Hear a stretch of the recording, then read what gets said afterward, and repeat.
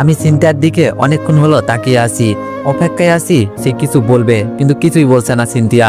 সে এভাবে চুপ করে আছে কেন, আমার অগোছালো মস্তিষ্কটা আন্দাজ করতে পারলো না। অনেকটা সময় পর সিনথিয়া আমার দিকে এগিয়ে এসে বলল, আপনার গার্লফ্রেন্ড আছে, আমাকে বলেননি কেন? আমি সিনথিয়ার এমন প্রশ্ন শুনে হাসবো না কাঁদবো বুঝতে পারলাম না।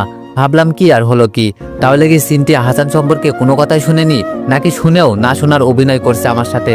তবে আমার মনে হয় সে আমার সব কথাই শুনেছে এবং আমার কথা শুনেই তার ঘুম ভেঙে গিয়েছে।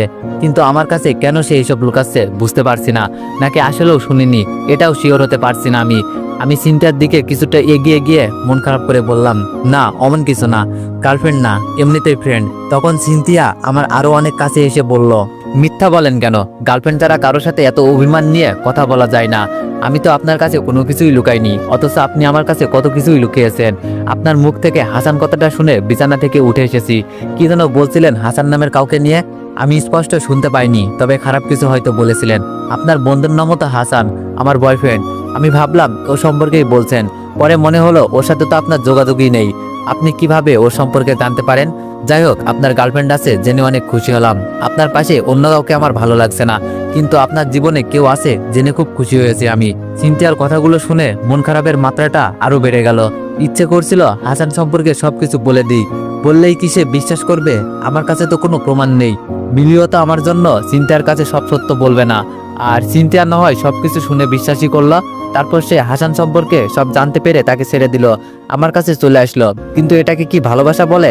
সে হাসান সম্পর্কে খারাপ কিছু জানতে পেরেছে বলে তাকে ছেড়ে দিচ্ছে। আমার সম্পর্কে যদি কখনো খারাপ কিছু জানতে পারে, তাহলে যে আমাকে একদিন ছেড়ে যাবে না, এর কি কোনো নিশ্চয়তা আছে? নাই। এমন ভালোবাসার কি দরকার যে খারাপ সময়ে পাশে থাকবে না?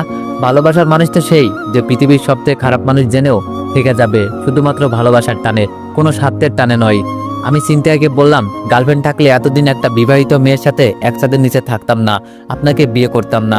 কেউ ছিল না বলেই আপনার বাবার অত্যাচারে বাধ্য হয়ে বিয়েটা করেছিলাম।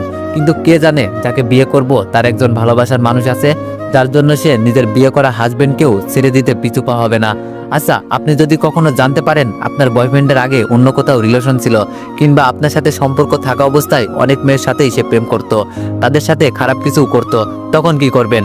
তাকে ছেড়ে দিবেন? আমার কথা শুনে চিন্তায় একটু রাগ করলো না, অথচ আমি ভেবেছিলাম সে অনেক রাগ করবে। সে খুব নিরীহ কণ্ঠে বলল, যেহেতু আমি এখনো এমন কিছু জানতে পারি নাই, তাই এইসব নিয়ে ভাবছি না। তবে যাকে ভালোবাসি তাকে ছোট্ট একটা কারণে ছেড়ে দেওয়ার মতো মেয়ে আমি নই।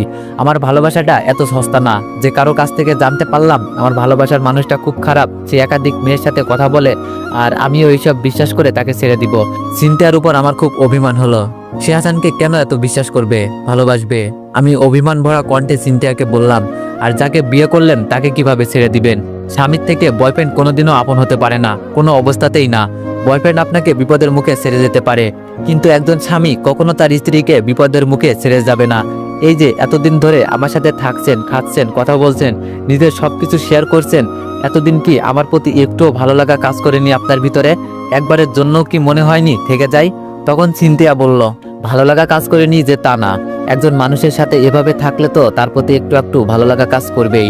আমিও আপনার কাছে নিজেকে অনেক নিরাপদ মনে করি, অনেক বিশ্বাস করি আপনাকে। আপনার সাথে এতদিন ধরে এক বাসায় থাকছি, আপনি কখনো আমার দিকে খারাপ নজরে তাকাননি, কখনো আমার দুর্বলতার সুযোগ নেওয়ার চেষ্টা করেননি।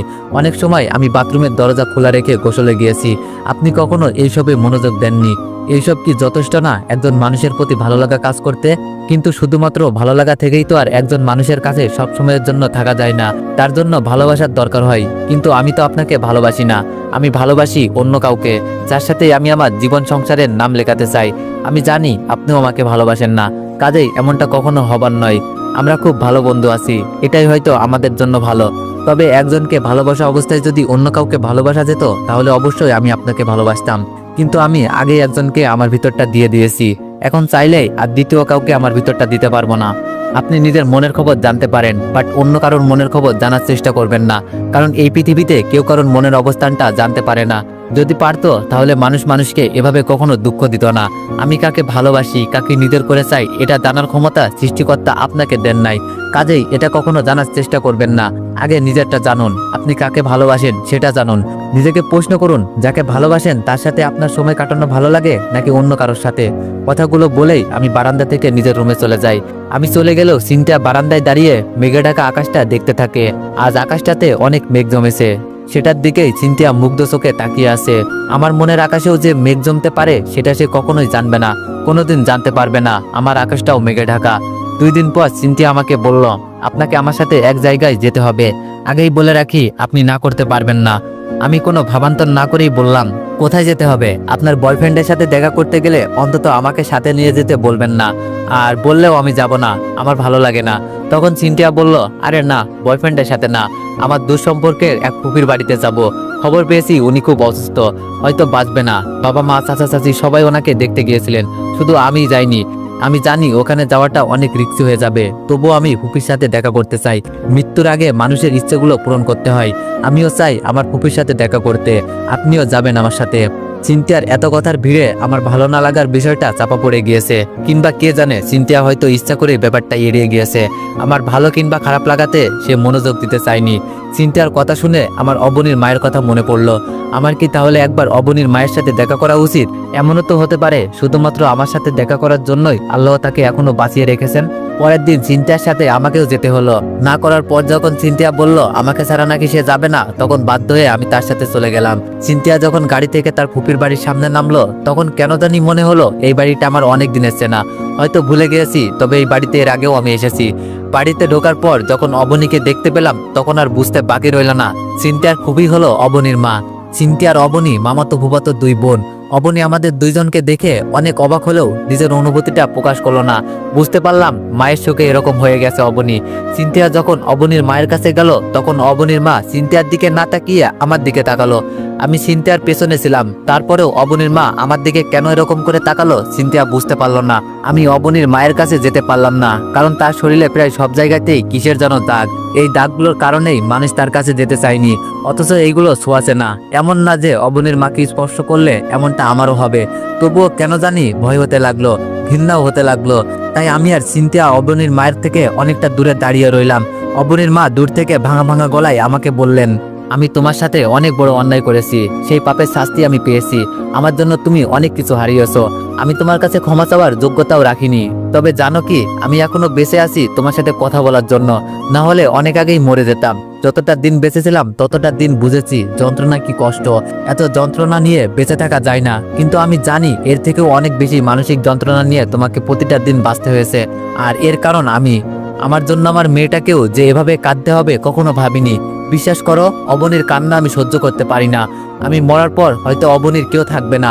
ওর বাবা আমার সম্পর্কে জানার পর দেশেই আসেনি, হয়তো আমার মৃত্যুর পর আসবে অবনীর টানে। সিনথিয়ার সাথে তোমার পরিচয় কিভাবে হয়েছে আমি জানি না। সিনথিয়ার দিকে তাকিয়ে বলল, সিনথিয়া, এই ছেলেটা অনেক ভালো, তোর ফুপি অনেক খারাপ মানুষ। খারাপ মানুষকে দেখতে এসেছিস জেনে খুব ভালো লাগলো। শুনেছি তুই নাকি একটা ছেলেকে বিয়ে করে তার সাথেই পালিয়ে গিয়েছিস। কথাটা বলতে বলতেই অবনীর মা আমাদের সামনে শেষ নিঃশ্বাস ত্যাগ করলেন। কিভাবে একটা প্রাণ আমাদের চোখের সামনে এই পৃথিবী ছেড়ে চলে গেল বুঝতেই পারলাম না। তবে মানুষটা যে মরার পরেও অনেক শান্তি পেল সেটা বুঝতে পারলাম, কারণ বেঁচে থাকতে সে শান্তিতে ছিল না। প্রতিটা মুহূর্ত তাকে অসহ্য যন্ত্রণা ভোগ করতে হয়েছে। এর থেকে কি মৃত্যু ভালো না? অবনীর দরজার এক পাশে দাঁড়িয়েছিল। যখন জানতে পারলো তার একমাত্র আপনজন তাকে ছেড়ে চিরদিনের জন্য চলে গিয়েছে, ঠিক তখনই কান্নায় ভেঙে পড়লো অবনী। চিন্তার চোখেও পানি। আমার চোখে পানি নেই, তবে ভিতরটা পুড়ে যাচ্ছিল। আফসোস হচ্ছিল, কেন আর কিছু সময় আগে আসলাম না, কেন কথাগুলো শেষ করতে পারলাম না। আমি অবনীর কাছে গিয়ে অবনীকে সান্ত্বনা দেওয়ার বিচার চেষ্টা করলাম। অবনীকে সান্ত্বনা দেওয়ার ভাষা আমার কাছে নেই। হঠাৎ করেই অবনী আমাকে জড়িয়ে ধরে কাঁদতে থাকে। আমি কি করব বুঝতে পারছিলাম না। এমন একটা সময়ে কি তাকে নিজের কাছ থেকে ছাড়িয়ে দূরে সরিয়ে দেওয়া উচিত নাকি জড়িয়ে ধরা উচিত? আমি তাকে 2 হাত দিয়ে জড়িয়ে ধরে থাকলাম। সে কান্না করুক, তার আজ কান্না করার দিন। আমাকে জড়িয়ে ধরে সে কাঁদছে, এটা সিনথিয়া সহ্য করতে পারছে না। তাই হয়তো আমার কাছে এসে অবনীকে আমার কাছ থেকে ছাড়িয়ে নিয়ে নিজে অবনীকে সান্ত্বনা দিতে লাগলো। অবনীকে জড়িয়ে ধরে সিনথিয়াও কাঁদতে লাগলো, কারণ সিনথিয়া জানে অবনীর আপন বলতে এই একজন ছাড়া আর কেউ রইল না। সিনথিয়ার কান্না থেমে গেলেও অবনীর কান্না থামে না।